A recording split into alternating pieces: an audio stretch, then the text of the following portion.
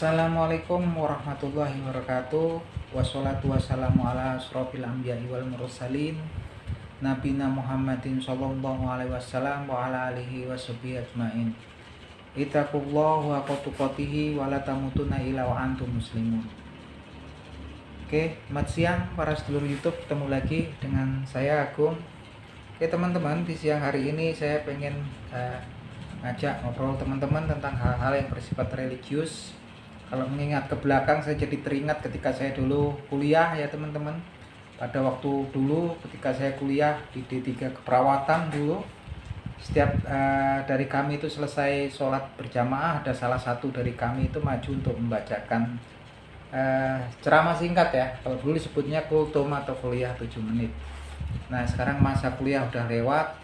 Sekarang saya berusaha tetap menjalankan kebiasaan kayak dulu ya teman-teman, untuk berwasiat dalam ketaatan kepada Allah Subhanahu wa taala dan juga berwasiat untuk menjauhi apa-apa yang dilarang oleh Allah Subhanahu wa taala.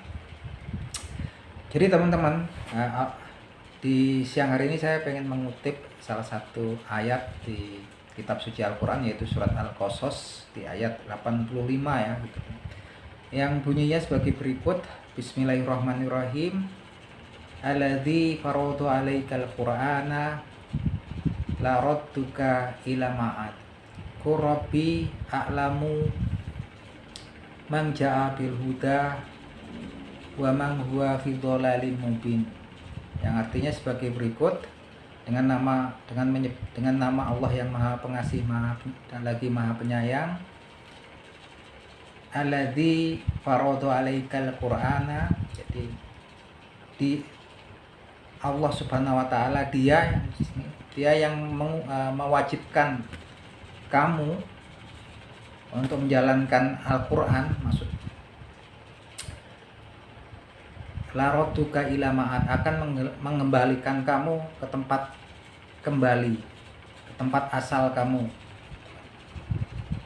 Rabbi alamu man ja'a bil huda wa man huwa fi dhalalim mubin. Katakanlah bahwasanya Allah Subhanahu wa taala Tuhanmu itu mengetahui siapa yang membawa petunjuk dan siapa yang dalam kesesatan yang nyata. Jadi ayat ini teman-teman diriwayatkan bahwasanya dahulu ketika Nabi Muhammad melakukan perjalanan, beliau mulai hijrah ketika waktu itu dikejar oleh pemuda-pemuda dari kabilah-kabilah Quraisy dan beberapa suku di sekitar Jazirah Mekah, daerah Arab di daerah Mekah sana, yang berniat untuk membunuh Nabi Muhammad SAW. Tapi kemudian Nabi Muhammad SAW diselamatkan oleh Allah Subhanahu wa taala. Kemudian beliau hijrah ya ke Madinah. Dalam perjalanannya suatu ketika Nabi Muhammad sampai di suatu kota yang namanya Juhfah.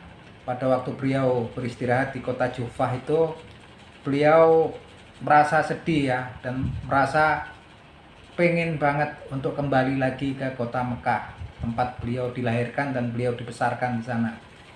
Dan kemudian turunlah ayat tadi ya di surat Al-Qasas di ayat 85, yang di situ merupakan janji Allah Subhanahu wa taala kepada Nabi Muhammad SAW, bahwasanya dikatakan bahwa Dia yang mewajibkan atas kamu.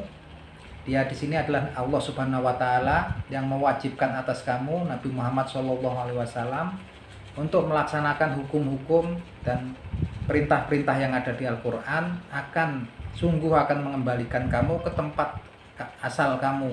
Yang dimaksudkan sini, ini adalah janji dari Allah Subhanahu wa taala yang akan mengembalikan nanti Nabi Muhammad ke tempat beliau, asal beliau, di mana beliau dilahirkan dan beliau dibesarkan ya, di Mekah. Itu adalah janji Allah Subhanahu wa taala. Nah, itu.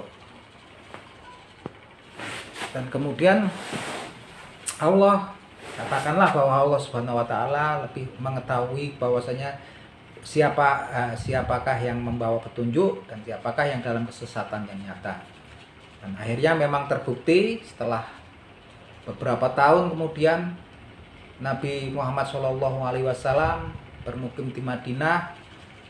Kemudian Nabi Muhammad dapat menaklukkan ya, mengalahkan daripada orang-orang kafir Quraisy di Mekah, dan beliau pun akhirnya kembali ke Mekah ya.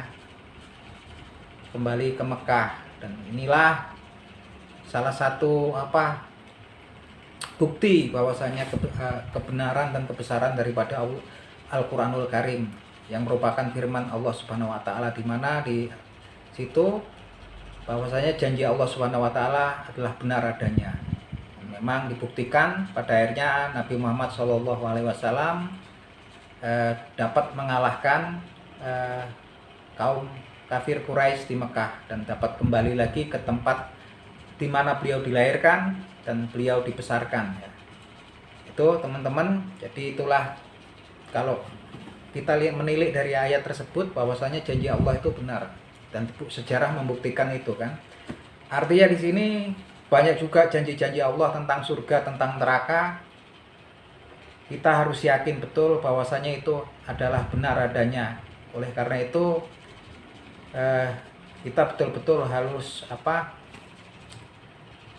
banyak berdoa dan banyak merenung tentang bekal, apakah bekal yang akan kita bawa di kehidupan kita selanjutnya lagi nanti. Karena memang janji-janji Allah itu, baik itu yang tentang surga ataupun neraka dengan segala kenikmatannya kalau surga, kalau neraka dengan segala kepedihan siksa di neraka, kita harus yakini bahwa itu benar adanya.